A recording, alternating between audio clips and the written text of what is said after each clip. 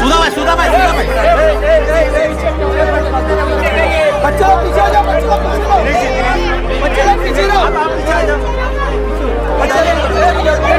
लोग यहाँ पे आके कवरेज कर रहे हैं और दूसरी बात है यहाँ के बच्चे लोग को थोड़ा लोगों को एक्सपोजर दे रहे हैं। बहुत बड़ी बात है कि न्यूज़ के प्लेटफॉर्म से पूरे इंडिया में ये चैनल से जाएगा और लोगों का ये मैसेज पहुँचेगा कि फ़ुटबॉल में YMCA ग्राउंड है। बॉल एक्चुअली ये विरासत में मिला हम लोग को कि जो यहाँ पे एक कल्चर है फ़ुटबॉल का। पहले यहाँ पे सब टेक्सटाइल मिलती जैसे मुफतलाल, मुरारजी, सेंचुरी रियान, पिरामल्स और ठक्कर सी, जितने भी ये टेक्सटाइल मिलती आजू बाजू में सब, और ये सब की टीम होती थी। तो यहाँ पे जो एरिया था ना बुनकरों का, अंसारी ब्रदर थे जो बुनकर जो कपड़े के रहते थे, तो वो ना पावर लूम वगैरह इस्तेमाल करते थे। तो उनके बच्चे यहाँ से स्टार्ट करे फुटबॉल। हमारे यहाँ के मोहल्ले के बच्चे लोग ना एम्प्लॉय थे एज ए फुटबॉल, और एम्प्लॉय भी काम करते थे और फुटबॉल भी खेलते थे। दोनों railways, central railway, western railway, फिर bank of India, union bank, central bank, Dena bank, bank of Baroda, ये सारी बैंक में हमारे मदनपुर के बच्चे एम्प्लॉय है। फुटबॉल का जो टैलेंट बहुत अच्छा था, जो स्टैंडर्ड है मुंबई में और इंडिया का, उसमें ये क्लासिक प्लेयर और क्वालिटी प्लेयर थे।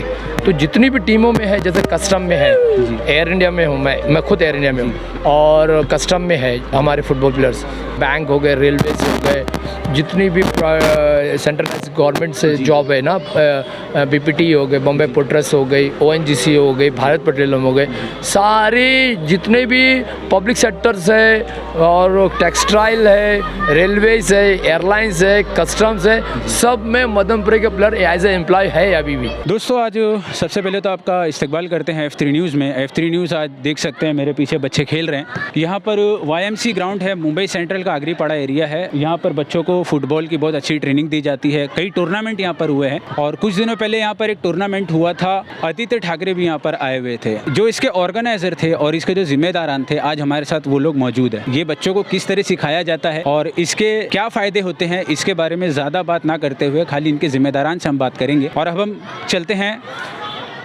यूसुफ भाई से बात करेंगे। सबसे पहले यूसुफ भाई, आपका इस्तकबाल करते हैं F3 न्यूज़ में। एक्चुअली जो हमारा ना कल्चर में सबसे इम्पोर्टेंट था फुटबॉल। हमारे पास एक जो क्वालिफिकेशन बोले तो फुटबॉल थी, इस वजह से हम लोग यहाँ पे रिप्रेजेंट करें जितनी भी टीमें हैं ना। अब जो मैं बता रहा हूँ 600 फैमिली से भी ज़्यादा लोग यहाँ से एम्प्लॉयमेंट है जी, और अभी भी चला जा रहा है। दूसरी बात है, सबसे बड़ी बात और एक चीज़ है, पाकिस्तान में साफ गेम गोल्ड मेडलिस्ट है, नेपाल में खेले, नेपाल में सिल्वर मेडल है, फिर बांग्लादेश में खेले, सिल्वर मेडल है। तो और मतलब ये इंटरनेशनल लेवल पे जी, और स्टेट लेवल पे जो सब जूनियर टीम होती थी पहले 82, 83, 81, 82, 83, 84, ये सारे में हमारे 14 प्लेयर एज अ सब जूनियर नेशनल जूनियर नेशनल में गए। और संतोष ट्रॉफी में भी मैं खुद यहाँ पे रिप्रेजेंट किया जो महाराष्ट्र के लिए। तो मैं एटलीस्ट यहाँ पे 10 साल संतोष ट्रॉफी के लिए खेला, और 2 साल मैं बंगाल के लिए खेला, और नेशनल गेम्स 2 और खेला। ऐसे में टोटल मेरा ये ना 14 टाइम्स रिप्रेजेंट किया महाराष्ट्र से। संतोष ट्रॉफी जो क्रिकेट में जैसे रणजी ट्रॉफी होती है, वैसे फुटबॉल में संतोष ट्रॉफी होती है। जी।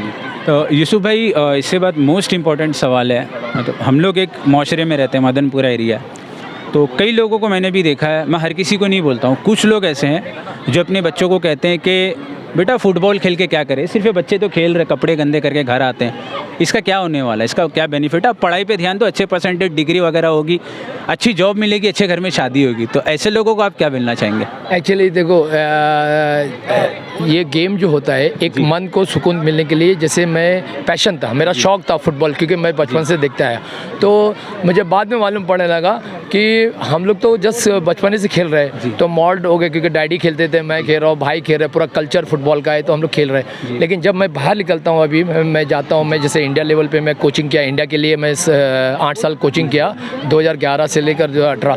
तो मैं पूरी इंडिया में घूमता हूँ, और जब बात करता हूँ तो पेरेंट्स से बात करता हूँ, तो उनके बच्चे को लेके आते, खुद कार में बैठा के लेके आते मेरे बच्चे को, लो इंटरेस्ट इतना कि स्पोर्ट्समैन बनाओ, स्पोर्ट्समैन बनाओ। तो इसका क्योंकि फ़ायदा क्या है? इसका फ़ायदा फिजिकली या मेंटली दोनों स्ट्रांग होते हैं। क्योंकि आज तो ये इलेक्ट्रॉनिक्स है, तो इलेक्ट्रॉनिक्स सब लोग बच्चे लोग जो है दिन भर मोबाइल में रहते हैं, जिसकी वजह से उनकी आई साइट कमज़ोर होती है और वो घर में बैठे रहते हैं, जिससे उसका फैटनेस बढ़ता है, फिर तरह तरह की बीमारियाँ होती है, कम उम्र में इनको बीमारी हो जाती है। तो ये बच्चे के जो पेरेंट्स हैं वो चाहते हैं कि बच्चे ग्राउंड में जाए, थोड़ा ये इलेक्ट्रॉनिक से दूर रहे। जो इलेक्ट्रॉनिक गैजेट जो आ गया है, इलेक्ट्रॉनिक गैजेट से क्या हो रहा है कि ये बच्चे लोग की लाइफ कम हो गई। अब वो घर में रहते हैं, कहीं जाते नहीं है, मोबाइल में खेलते हैं, चश्मा इतना मोटा है, बहुत कम सोच होती है, डिसीजन मेकर नहीं बनता। फुटबॉल स्पोर्ट्समैन में, इसमें फुटबॉल की बात करूँ और स्पोर्ट्समैन की बात करूँ, स्पोर्ट्समैन क्या होता है कि बच्चे ना छोटी मतलब फिजिकली स्ट्रांग हो जाते हैं। दूसरी बात जो डिसीजन मेकर बन जाते हैं और अपना खुद डिसीजन ले सकते हैं, क्योंकि फुटबॉल में अपोनेंट होता है, प्रेशर आता है, उसके अंदर डिसीजन लेना पड़ता है, तो वो डिसीजन मेकर बन जाते हैं। दूसरी बात है कि ना टीम यूनिटी होती है, जो 11 प्लेयर के साथ में एडजस्ट करता है अपने आप को, तो उसको दुनिया में चलने से कोई रोक नहीं सकता, वो एडजस्ट कर लेगा अपने आप को। तो ये सब चीज़ यहाँ एज ए स्पोर्ट्समैन सीखता है और ये जाके फिर अपनी लाइफ में उसको इम्प्लीमेंट करता है। दूसरी बात है लीडरशिप क्वालिटी आ जाती है। अगर एक स्पोर्ट्समैन जाके जॉब पे, नॉर्मली जॉब पे, मैं तो कभी एरिया में काम नहीं किया था, लेकिन जब मैं अभी ड्यूटी पे जाता हूँ तो आई लीड द टीम। ऐसा होता है कि मैं टीम को लीड करना पड़ता है क्योंकि मेरे में को काबिलियत है लीडरशिप क्वालिटी, बात करना, इस कमेंट करना, ये करना, तो लीडरशिप क्वालिटी आ जाती है। तो ये सब चीज़ जो है ना ये ये स्पोर्ट्समैन से आती है। और ये आपको अगर आपके साथ में एजुकेशन भी साथ में रहेगा, अगर आपके साथ में एजुकेशन रहेगा, you got a big post और बहुत शॉर्ट टाइम में जाएंगे, क्योंकि आपको डिसीजन मेकर रहेंगे, कॉन्फिडेंट रहेगा, लीडरशिप क्वालिटी रहेगी, टीम बनाने का वो रहेगा। तो आप देखो टीम वो जो भी इधर से निकलता है स्पोर्ट्समैन, ये कहता है गुड पोस्ट। अच्छा।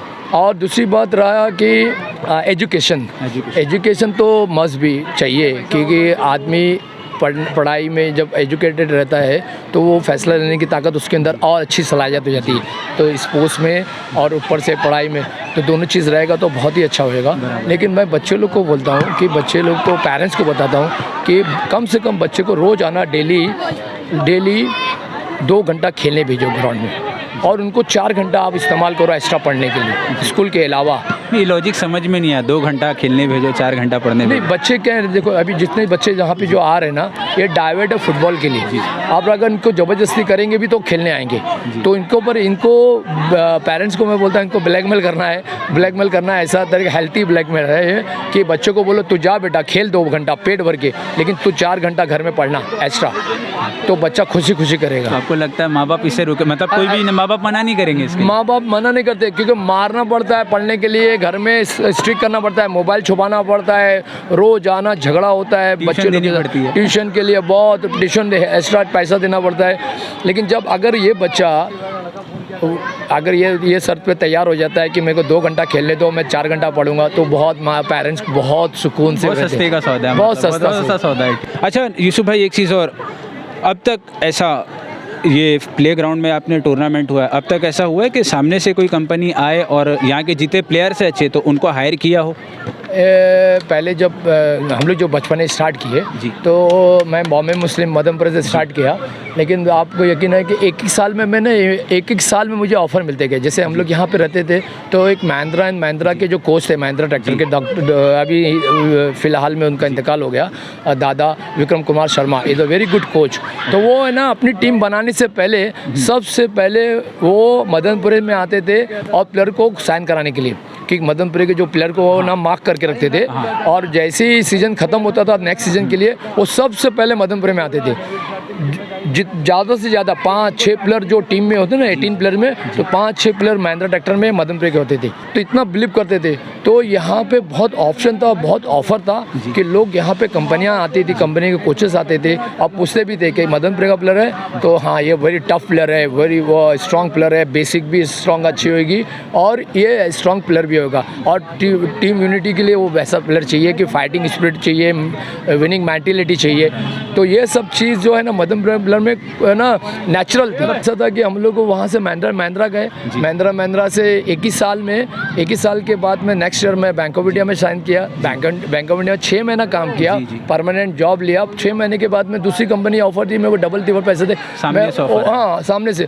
और के तो इट्स अ गुड अपॉर्चुनिटी। अगर अच्छे प्लेयर है तो अभी भी प्रोफेशनल प्लेयर्स लोग के लिए बहुत अपॉर्चुनिटी है, क्योंकि प्रोफेशनल में आई लीग है, इस आई लीग के साथ में I league first division second division है, फिर उसके वो अच्छा पैसा देती है। उसके ऊपर ISL है जो इंडियन सुपर लीग है, उसमें बहुत क्लास प्लेयर है जो बहुत ज़्यादा पैसा है। जैसे IPL है क्रिकेट में, वैसे फुटबॉल में ISL है। हमारे साथ अभी सरफराज अंसारी भाई मौजूद है, मदनपुरे के रहने वाले हैं। ये एक कोच है, बच्चों को ट्रेन करते हैं। आप देख सकते हैं बच्चों को, ये फुटबॉल यहाँ पर खेल रहे, जो नज़ारा आप देख रहे हैं, इनके पीछे कहीं ना कहीं ना कहे तो अगर पूरी मेहनत इन्हीं लोगों की कही जाए तो यही है। सरफराज भाई, सबसे पहले तो आपका भी F3 न्यूज़ में इस्तकबाल करते हैं, आपका स्वागत करते हैं। Thank you very much. ठीक है सर, बच्चों को जब आप फुटबॉल सिखाते हैं तो इसके अंदर आपको बच्चों में क्या इंटरटेन दिखता है, इंटरेस्ट लगता है, या फिर आपको मेहनत ज़्यादा करनी पड़ती है? अपने मदनपुरे के जो बच्चे हैं, इनके पास तासीर है कि ये बच्चे ऑलमोस्ट इंटरेस्ट से, अपने इंटरेस्ट से आते हैं, सेल्फ इंटरेस्ट से, बच्चे खुद इंटरेस्ट से आते हैं। आपको मेहनत ज़्यादा मेहनत नहीं, खाली उनको ये गाइड करना है कि भाई ये बॉल को ऐसा ट्रैप करते, ये बॉल को ऐसा करते, बाकी सब वो लोग अपने आप से कर लेते हैं। एक जनरल अगर मैं नॉलेज के हिसाब से, अगर परसेंटेज के हिसाब से अगर मैं पूछूं कि अगर फ्रेश अगर बच्चा कोई है नया मदनपुरे से कोई, और पेरेंट्स सलाहकार आपकी ज़िम्मेदारी देते कि सर आपकी ज़िम्मेदारी है, ये मुझे फुटबॉल का एक चैम्पियन बन के मिले, तो आप कितने टाइम में ये रखते हैं कि आप उसको सिखा देंगे? ऐसा है कि ये बच्चे जब एकदम नए आते हैं तो उनको यहाँ के माहौल में थोड़ा ढालना रहता है, तो एटलीस्ट 3-4 महीना जाता है उनको सब समझने में। स्टार्ट कैसे करते हैं? स्टार्ट हम लोग उसको ऐसा कराते हैं कि जब जो उसका बेसिक ट्रेनिंग जो बेसिक रहती है, बॉल मास्टरी है, फिर कंट्रोलिंग है, ये सब उनके ऊपर देखते क्या है, फिर उसको थोड़ा रनिंग में ले आते हैं, फिर थोड़ा इम्प्रूव होते हैं उसको मैचेस में लेके जाते हैं हर जगह, ऑल ओवर बॉम्बे में, ताकि वो उसका कॉन्फिडेंस लेवल बढ़े। मतलब इधर नहीं, हर जगह जाते हैं, हर जगह लेके जाते हैं। YMC की ऐसी टीम है जो बॉम्बे में जितना टूर्नामेंट है सब जगह पार्टिसिपेट करते हैं, और माशाल्लाह सब जीत के आते हैं बच्चे। अच्छा, इसको लेकर अगर मैं आपके ऊपर पूछूं कि अगर आपके घर वालों ने, आपका इंटरेस्ट क्या था और आपके घर वालों ने इसको कैसे लिया? मेरे घर वाले तो इतने सपोर्टिव थे कि क्या बताऊं। मैं इतने सपोर्टिव थे कि भाई पास हो जा, बस हो गया। और मैं इतना ही पढ़ता था जितना मुझे 50% मार्क्स लाना रहता था, और पूरा रुझान मेरा फुटबॉल के अलावा कुछ सोचता ही नहीं था। तो मतलब फुटबॉलर एक प्लेयर से आप कोच तक का सफ़र कैसे तय किया आपने? ये तो बहुत लंबा सफ़र था, यहीं से सीखे हैं। शॉर्ट आप बता दें F3 के व्यूवर्स के लिए।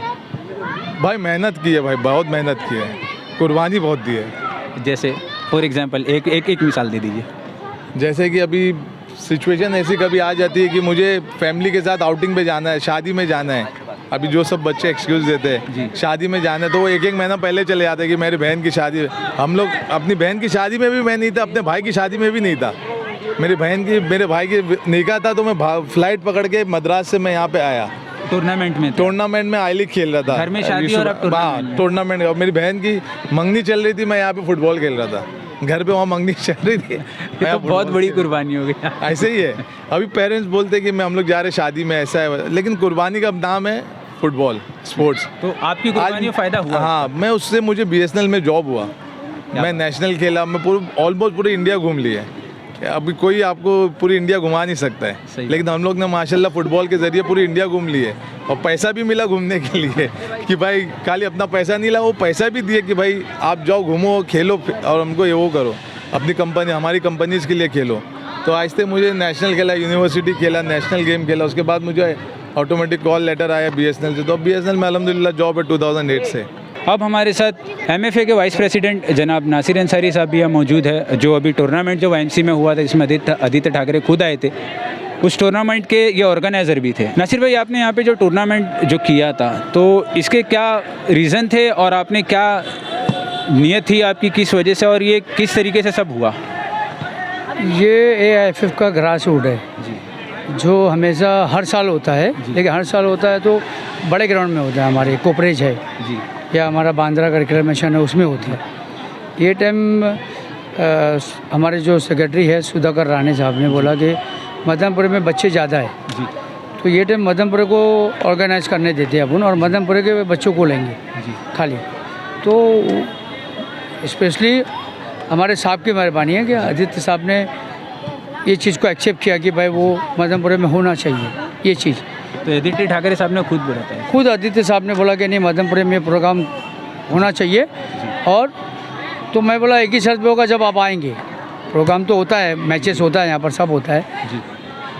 बच्चे लोग की मेहनत और कोचों की मेहनत है कि भाई कोई अगर सरप्राइज आ जाता है बड़ा तो वो चीज़ के क्या होता है कि उसकी मेहनत वसूल हो जाती है करने वाले की। अभी एमएफए भी करती है, एमएफए तो बहुत सी जगह करते हैं, हमारा प्रोग्राम बहुत जगह होता है, लेकिन स्पेशली मदनपुरे को चॉइस किया एमएफए ने। एमएफए का शुक्रिया, आदित्य साहब का शुक्रिया कि उन्होंने हमको एक चांस दिया करने के लिए ग्रास रूट को। और ग्रास रूट हुआ और 500 बच्चे थे। आप यकीन नहीं मानेंगे, इवेंट में साहब आए, जो टाइम दिया था उन्होंने टाइम पे आ गए। 7:15 बजे मैं आऊँगा, 7:15 बजे वो आ गए। वो डायरेक्ट दिल्ली से आए थे, बॉम्बे। दिल्ली से डायरेक्ट मदनपुर आए। उनकी मेहरबानी कि वो हमको फुटबॉल को और मदनपुर को रिस्पेक्ट दिया उन्होंने कि भाई आने के बाद उनका दिल इतना खुश हो गया बच्चों लोग को देख के। और उन्होंने ये वादा करके गए कि भाई आइंदा इंशाल्लाह ज़िंदगी रही है अपनी तो आगे भी मदनपुर में अपने बच्चों का प्रोग्राम करना है अपने को, क्योंकि फुटबॉल खाली ओनली फॉर फुटबॉल गेम में पार्टिसिपेट खाली फुटबॉलर ही है कि फुटबॉल के प्रेसिडेंट है वो हमारे एमएफए के। और उनका सहयोग एमएफए के लिए बहुत इम्पोर्टेंट है कि उनके आने के बाद मैं खुद 40-45 साल से फुटबॉल खेल रहा हूँ एमएफए में, अंडर 10, अंडर 12। पहले वाईएमसी में होता था, हमारे 70 मास्टर थे मरूम बेचारे, जिन्होंने हमारी नस्ल को बना दिया फुटबॉलर। बराबर। खाली एक टूर्नामेंट करते थे साल में, वाईएमसी करती थी, वाईएमसी हमारी उनके अंडर में था। 5 फीट का टूर्नामेंट करते थे। ये उनकी फसल है। हम लोग पहले कुछ नहीं होता था, खाली एक अपना एक वाईएमसी में एक वाइड टूर्नामेंट था 5 फीट का। मदनपुरे में एक टाइम ऐसा था कि भाई संतोष ट्रॉफी में या नेशनल के अंदर हमारे 15 प्लेयर या 16 प्लेयर जाते थे, अंडर 15, अंडर 19, ये एवरेज था मदनपुरे का। लेकिन बीच में बहुत बड़ा गैप आ गया हमारा, उसमें हम लोगों की खामियाँ हैं कि भाई प्लेयर नहीं निकल रहे हमारे, प्लेयर बच्चे आउटसाइड जा रहे। मैदान में आने वाला बच्चा अगर एक टाइम मैदान में आने लगा और उसको दिल में फुटबॉल आ गया तो फिर वो कोई चीज़ कोई पसंद नहीं करता है, वो शाम में मैदान में मिलेगा आपको। अभी हम लोग तो बड़े बड़े लोग को, इवन आमिर खान साहब को देखा, मैं रितेश देशमुख को देखा, ये बॉलीवुड स्टार है जी, हॉलीवुड स्टार जो अपने बच्चे को लेके आके धूप में बैठ के मैच देखते। खाली फुटबॉल का म्यार को इतना ऊपर चला गया। ऐसा हुआ है अभी ये लाइफ है, आपको लाइव हो रहा है। एमएफए का जो हमारा ग्रास रूट जो होता है यूथ फुटबॉल, वो होता है बांद्रा में। ये सब एक्टर लोग आते हैं और धूप में बैठ के अपने बच्चे का मैच देखते हैं। तो आप स्टैंडर्ड को मान सकते हैं कि भाई बड़े लोग का स्टैंडर्ड बड़ा कि नहीं बड़ा मैं मानता नहीं, लेकिन वाईपीएल का स्टैंडर्ड बहुत हाई है हमारा एमएफए का। मैं आपका भी शुक्रिया अदा करता हूँ कि आप वक्त निकाल के मदनपुरा में आए और हमारा जो एमएफए ग्रास रूट जो था उसके लिए, उस चीज़ के लिए हमारे पास शब्द नहीं है बोलने के लिए। हमारे भी गुमान से अल्लाह ने अच्छा किया। हम लोग भी सोचे नहीं थे कि इतना अच्छा होगा कभी, लेकिन हमारी सोच से भी। और मदनपुरा यूनाइटेड, मतलब उसमें कोई ऐसा कोच छूटा नहीं या कोई ऐसा बच्चा छूटा नहीं। आप समझ रहे, कभी कभी होता है कि भाई ये नहीं है, सब कोच और सब ने मिल के किया। सबसे मतलब कामयाबी की हर इंसान की मेहनत है, हर कोच की। प्लेयर हम लोग का हर सीनियर प्लेयर हर कोई ग्राउंड पे उस दिन शामिल था। सीनियर जितने हमारे सीनियर्स थे और सीनियर्स भी थे और जूनियर्स भी थे, सब मिलके ये पार्टिसिपेट, ये जो ऑर्गेनाइज किए थे एकदम बहुत कंफर्टेबली और बहुत अच्छे से हुआ ये चीज़। टूर्नामेंट का अच्छे से अंजाम तक पहुंच गया, बहुत अच्छा और बहुत अच्छा एंड हुआ जी। साहब ने हर बच्चे से मिला खुद जाके अपनी जगह पे, हर टीम के पास गए, हर टीम के साथ टीम को खुद को आना नहीं पड़ा। वो बोले मैं खुद जाऊंगा। अलग अलग पार्ट में था सबका मैचेस इवेंट था, तो वो साहब सबके इवेंट में खुद गए और खुद जाके उधर उन्होंने अपना पार्टिसिपेट किया और बच्चों के साथ जो भी फ़ोटो लेना था जो उनको। और जाते वक्त उन्होंने बोला कि ये प्रोग्राम अपन एक और टाइम करेंगे मदनपुरे में। आउटस्टैंडिंग परफॉर्मेंस है मदनपुरे का। यूनिटी से क्या होता है ना, सब जो चीज़ मिल के करते तो अल्लाह ताला भी उसको कामयाब कर देता। हम सब लोग थे, 50 साल से लेकर छोटा बच्चा भी था, तो सबकी मेहनत थी कि वह कैसे कामयाब ground होना भरा हुआ था। पूरा ग्राउंड भरा हुआ था फुल पेरेंट्स से भरा हुआ था, 500 audience से लोग। भरा हुआ था, बच्चों से भरा हुआ था। एक अलग ही माहौल था जो संडे को जो था ना, एक अलग ही चीज़। तो नासिर भाई F3 न्यूज़ से बात करने का बहुत बहुत शुक्रिया। और दोस्तों आपने देखा ये मदनपुरा है। मैं अपने कैमरामैन को बोलूँगा एक मरतबा और घुमाकर मैदान को दिखाए। ये रात का कितना बज रहा है नासिर भाई? ये रात को साढ़े 9:30 हो रहा है। 9:30 बज रहा है। यहाँ पर देखिए मैदान का जो है पूरा इधर पे पूरा इन्होंने पूरी रोशनी इधर पे लगा दी गई है। फुटबॉल के लिए बच्चों का पूरा इंतज़ाम यहाँ पर कर दिया गया है। और ये मदनपुरे के जितने बच्चे हैं ये एक मुस्लिम बहुल एरिया है, मुसलमानों की आबादी है, मुस्लिम अक़लियत यहाँ पर काफ़ी ज़्यादा है। और कई ऐसे लोग हैं जो बच्चों को यहाँ पर आपने सुना छोटे से लेकर बड़े तक यहाँ पर आप देखेंगे छोटे घर से उठे हैं और बड़ी बड़ी जगह पर पहुँच गए हैं, बड़ी बड़ी जो है डेजिग्नेशन पर पहुँचे हैं, अच्छी अच्छी जॉब इनको मिली है।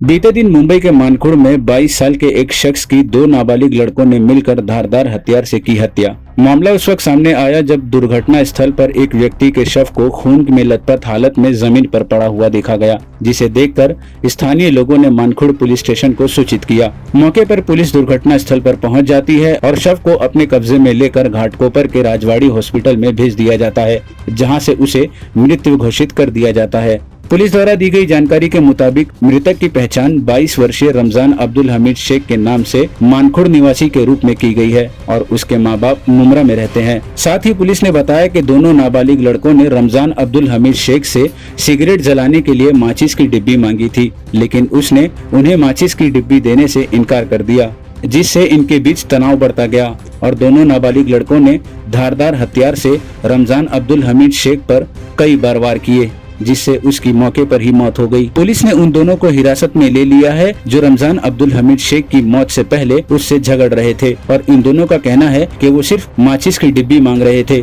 मगर माचिस की डिब्बी देने से इनकार करने के साथ साथ उन्हें वो गालियां देने लगा, जिससे गुस्से में आकर इन दोनों ने उस पर हमला कर दिया।